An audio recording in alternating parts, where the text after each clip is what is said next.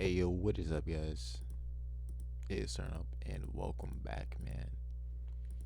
Yeah, uh, so we're gonna be looking at Reddit and talking about the state of the game.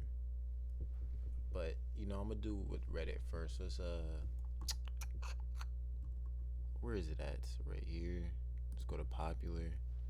See what's going on. Oh shit. Oh shit. The balance of the game and critical issues. He says, as a moderator on this platform, I believe it is my duty not only to highlight the positive aspects of the game, but also shed the light on the negative ones. As a player myself, I strongly believe that we all deserve transparency and fairness in the game's balance and competition. Remaining silent and letting things deteriorate is not an option for me. I sincerely hope that Joyce does not take offense to my criticism, but I'd rather understand that these are legitimate concerns that require immediate attention. Fail to address them could result in significant loss of player base. I understand that it's supposed to be long and I don't expect it. Yeah, I understand. They really need to really be like more open with the community and stuff like that. So for any new players reading this, please understand that these issues are mostly endurances in high tier. So if you starting out, you run into many issues. I am with Janessa. First, I think the main issue regarding the balance is a lot of other side factors as well. I've already explained my thoughts here. Janessa, let's go over here. Janessa thoughts. I was gonna wait, say my thoughts on news update, but I need to say something because I wish she can to do everything besides rebound. The process behind her moveset makes no sense. I'm genuinely disappointed in this character release because she's broken overpowered for all positions below power 4 and has no originality based off her skills. She has recycled skills are enhanced or whatever, but have different names to elaborate. Janessa has intercept skill that takes no stamina that you can move with, a dunk skill that avoids manual blocks, reverse dunk, fingertip block, shadow steal skill that allows her to have a 40 plus mid 3-point stat, long range dunk, and any of those skills that's like listed in addition to P7. Yeah, she's pretty broken. I've tried her. I have her P6, and yeah, her jump shot is flat, and her base steal attribute is 208 and 207, which is actually kind of crazy though. With the Petra nerf, you would think she would get a nerf, but I don't know. I don't know. He's right. He's right. Switchblade says, fuck it. She ain't even all that. A bunch of good skills. Yeah, she just really has good skills and broken skills that pretty much every other character has. Dunk, fingertip block like Jack, intercept like Helena and shit like that. But yeah, it's kind of crazy how she pretty much has everything. She literally is broken. Let's see what else. Prestige updates. Now we really want to talk about this. The character prestige updates are exciting because they add more content to already existing characters, but the rollout is very unpredictable and unbalanced. You have characters that capped at P5 while others can go to P6 and increase their stats even further. Yeah, like you can increase their like 3-point speed, whatever. That alone is unbalanced and a half. Yeah, it really is. But you're spending all this money, which is kind of crazy. Even myself, like all this money for P6 and P7, like there should be like an easier way instead of having to spend 1,000 points to get a P6 or P7 character. Will they be allowed to every character has potential? Add more basic attributes. Use the potential. Yep. The potential system and shit like that. Yep. Screens. Some players may agree with me, but screens have to come to a point where they're enabling bad basketball within the game. We'll see what this is about. Screenshots and sock selection. In the past few months or so, I've noticed that several players share their thoughts on the importance of screens. Yeah. Players across all platforms have steadily expressed concern that current situation with screens are starting to heavily favor the offense team, leaving defenders out somewhat unfair match. Explains more. Many new and seasoned players might be aware in the past friendly screens significantly lowered the chances of a teammate shot being successful. This is because the intention was to maneuver around the screen and evade defenders rather than shooting over beside them. So our gameplay now heavily relies on screen tactics, which is obvious, because you're gonna do that in basketball either way. He says he now believes that screens are not being used as intended in the traditional sense of basketball movements at the competitive level, and I agree with the current concerns of the community regarding this.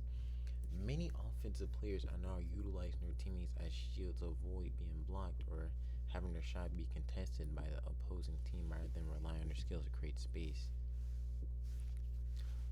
Loose defenders with all ball skills around screens use solid picks and rolls. A lot of players are reporting that players mostly at the competitive level are shooting directly behind screens or double screens.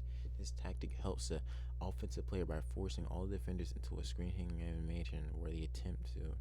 I don't know, I've never seen that. I probably have, or they all get stuck on the screen, but I don't know. To make things fair, I think there should be a penalty for shooting too close. Yes, but I mean, most of the time it's like a screen interruption, but I understand who he's getting from.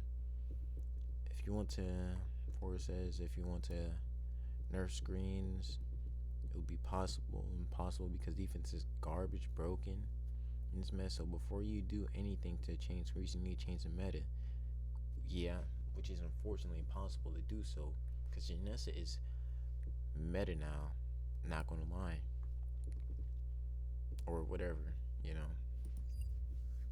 Let's see, quality of life updates. We need one too. It's been a while. Tokyo goes on. More to explain. Timeout toggle. Explanation lawless. Press the timeout again to remove the icon since there is no in-game voice chat or real way to communicate.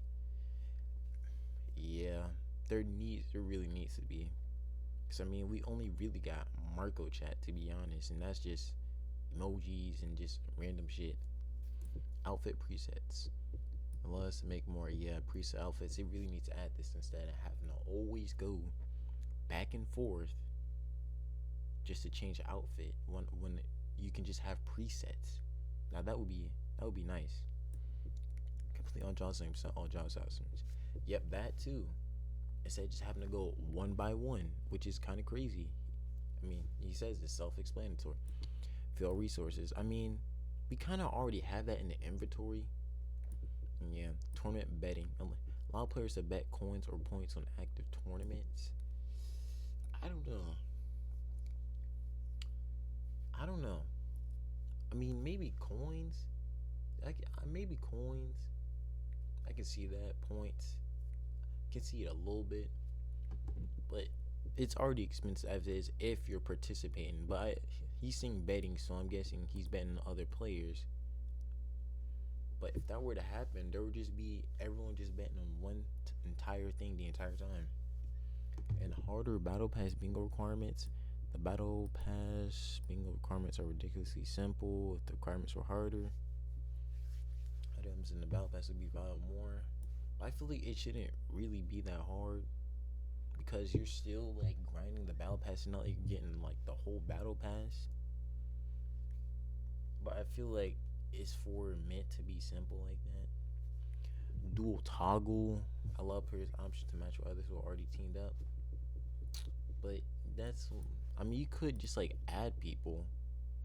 But yeah, I can see it.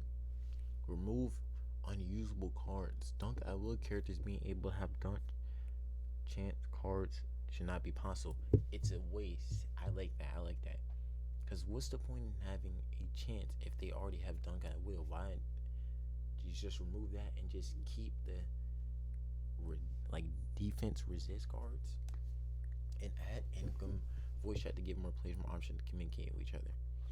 Now, with that, people are like, I don't know if it's half and half. But I heard people saying don't have voice chat because it's toxic, and then the others saying add it just for more communication. Personally, I would like to see that. It would be like kind of crazy though. I ain't gonna lie. But yeah, I don't know. I don't know if it's half and half. I don't know. Whatever. But I'd like to see that. Update console client versions. Yeah, they really need to. More stability. Because I'm on PS5. Yep. and add more music, because you know we always have the same music, man. Two, 3 songs, bro. And then one additional song if there's an event going on, which I doubt. Prices and resources too. I understand Joy City might not have complete control over, but the fact there is 45 plus characters in the game, there should be more cost effective ways to upgrade materials. On average, an intensive manual costs $399 in packages, which is equivalent to over $35 for reach P5. You need 3 of them, and 8 more to reach P6. Unfortunately, there is no reliable system to obtain intensive manuals for free or reasonable cost, aside from Moore's annual events, which are usually DLC. Of course, this has resulted in many casual players be unable to afford them, which is hindering their progress in the game. With 45 characters, DLC, most of them are DLC, should be easier. And it's time to stop being stingy with intensive manuals. It's no longer 2018 or 2016, and players deserve better. Yes, they do.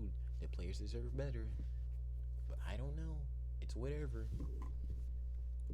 There, just cash hungry like always. Pay to win game. Everybody's paying now. I feel like it should be way easier to get DLC characters. Like you got Ginger, Walker, Faye, and Saru for point purchase. Like seriously.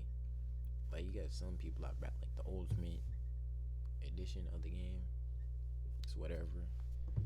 I feel like more casual players would not buy that. They should have more easy access to it. Like, I don't know, man. Overall, just these issues should take priority in adding new content outside of prestige updates. If anyone else has any exactly, I'm going to be discussing the state of the game. Like, seriously, like,